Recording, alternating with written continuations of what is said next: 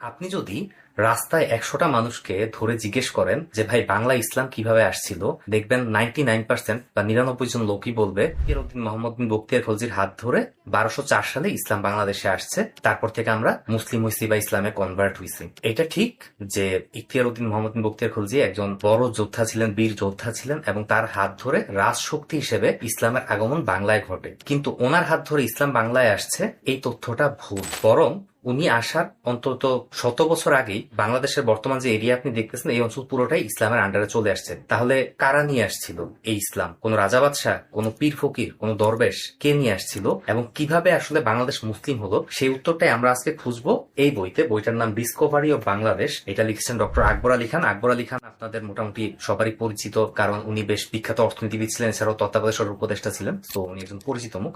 আজকে ওনার Discovery of Bangladesh বইয়ের আলোকে আমরা জানার চেষ্টা করবো যে বাংলাদেশে আসলে কিভাবে ইসলাম আসছিল। সো প্রথমে যে কথায় ছিলাম যে উনি আসার অন্তত 100 বছর আগে বাংলাদেশ বা এই এরিয়াতে পুরোপুরি ভাবে মানুষ মুসলিম হয়ে গেছে, এটার প্রমাণটা আসলে কি? সেটা হচ্ছে 2014 সালে লালমনিরহাট জেলার সদর উপজেলার পঞ্চগ্রাম ইউনিয়নের মাজেদার আড়া গ্রামে একটা মসজিদ আবিষ্কৃত হয়। এই মসজিদটা নির্মিত হয় হিজরি 69 সালে। অর্থাৎ আপনি যদি এটাকে খ্রিস্টাব্দে বা ইংরেজি সালে কনভার্ট করেন তাহলে দাঁড়াচ্ছে 687 কি 688 সালের দিকে এই মসজিদটা নির্মিত হয়। এখন এটা কিন্তু বাংলাদেশের একদম উত্তরের একটা জেলা লালমনিরহাট, এবং বাংলাদেশের উত্তরের জেলা পর্যন্ত ইসলাম যাওয়া মানে আসলে সমগ্র বাংলাদেশ অলরেডি কভার হয়ে গেছে ইখতিয়ারউদ্দিন মোহাম্মদ বিন বখতিয়ার খলজির বাংলা জয়ের প্রায় 500 বছর আগেই। তো কিভাবে বোঝা যায় যে অলরেডি সমগ্র বাংলা ইসলাম ছড়ায় পড়ছে, সেটা চলেন একটু আলোচনা করি। বাংলাদেশে ইসলাম আসার পথ মূলত দুইটা। প্রথমটা হচ্ছে সমুদ্র পথে চট্টগ্রাম দিয়ে, আর পরেরটা হচ্ছে পশ্চিম দিক থেকে অর্থাৎ স্থলপথে ইন্ডিয়া বা সমগ্র ভারতবর্ষ হয়ে। এখন যদি আপনি একটু এক্সামিন করার চেষ্টা করেন, দেখবেন যে আপনি যদি মোটামুটি ভাবে ইতিহাস পড়ে থাকেন,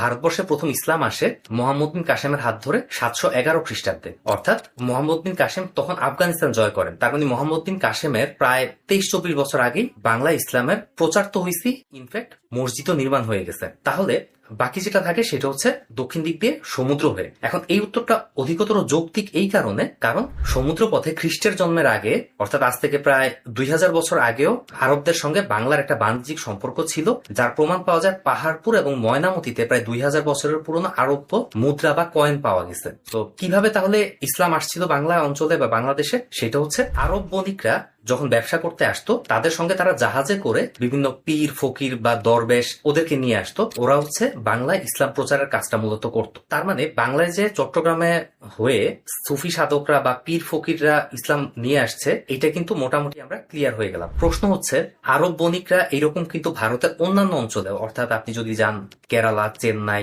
বোম্বে, তারপর এইদিকে হচ্ছে আসাম, ঝাড়খণ্ড, বিহার, এসব জায়গায়ও আসছে। ইভেন আপনি ঝাড়খণ্ড, বিহার, দিল্লি এই সমস্ত জায়গায় অনেক বড় বড় সুফি সাধকদের, যেমন নিজামুদ্দিন আউলিয়া বা এদের মতন লোকজনের কবর বা মাজার আপনি পাবেন। প্রশ্ন হচ্ছে এই যে সমগ্র ভারতবর্ষে ইসলাম তারা প্রচার করার পরেও কোথাও তারা সফল হয় নাই। ইনফ্যাক্ট ভারতবর্ষ পুরোটা তো বেশ লম্বা একটা সময় ধরে মুঘল বা আফগানি যে মুসলিম শাসক আছে তাদের আন্ডারে ছিল, কোথাও কিন্তু ফুললি মানুষ ইসলামে কনভার্ট হয় নাই। বাংলা অঞ্চলে কেন হয়েছে? এইটার আসলে চমৎকার ট্রেমেন্ডাস উত্তর হচ্ছে এই বইটাতে আমরা দেখতে পাবো। তো চলেন এই আলোচনা আরেকটু ডিপে আমরা প্রবেশ করি। সেটা হচ্ছে যে একটা অঞ্চলের মানুষ তখনই নতুন একটা ধর্মে কনভার্ট হয় যখন যে এক্সিস্টিং ধর্মটা আছে সেটা অলরেডি মানুষের মনে ঘৃণা বা বিদ্বেষের জন্ম দেয়। তো আপনারা অলরেডি জানেন যে হিন্দু ধর্মে বর্ণ প্রথা, জাতপাত, তারপর সতীদাহ, বিধবাদের বিবাহ করতে না দেয়া, এই ধরনের অনেক ধরনের নিয়ম কানুন আছে যেগুলির কারণে অলরেডি সমগ্র ভারতবর্ষ, শুধু বাংলা অঞ্চল না, সমগ্র ভারতবর্ষের মানুষই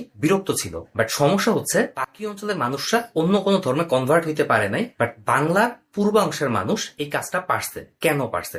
মূলত মানুষ সমাজের বিরুদ্ধে বা সেখানে থাকা ধর্মের বিরুদ্ধে তখনই বিদ্রোহ করতে পারে যখন তার সমাজ বা ধর্মের প্রতি ডিপেন্ডেন্সি না থাকে। অর্থাৎ সমাজে যে রাজা আছে বা সমাজের যে হেডম্যান যারা থাকে, পঞ্চায়েত যারা থাকে, তাদের বিপক্ষে মানুষ তখনই যাইতে পারে, জমিদারদের বিপক্ষে মানুষ তখনই যাইতে পারে যখন ওই সমাজ বা ওই জমিদারদের উপর মানুষের ডিপেন্ডেন্সি না থাকে। এখন সমাজ বা জমিদারদের উপর মানুষের ডিপেন্ডেন্সি তৈরি হয় মূলত তিনটা কারণে। প্রথমটা হচ্ছে পানির উৎস। আপনি যদি কোনো পাহাড়ি অঞ্চলে যান, আপনি দেখবেন যে কোনো একটা ঝর্ণা আছে বা একটা লেক আছে, ওই লেকের পানির উপর মোটামুটি সবাই ডিপেন্ডেন্ট। এখন আপনি যদি ওই সমাজের ধর্মটা না মানেন, রাজার আনুগত্য না করেন, তাহলে আপনি পানির উৎস থেকে বঞ্চিত হবেন। অর্থাৎ আপনি চাইলে অন্য ধর্মে কনভার্ট হতে পারবেন না। দ্বিতীয় যে ব্যাপারটা থাকে সেটা হলো বন্য প্রাণীর আক্রমণ। এখন বাংলা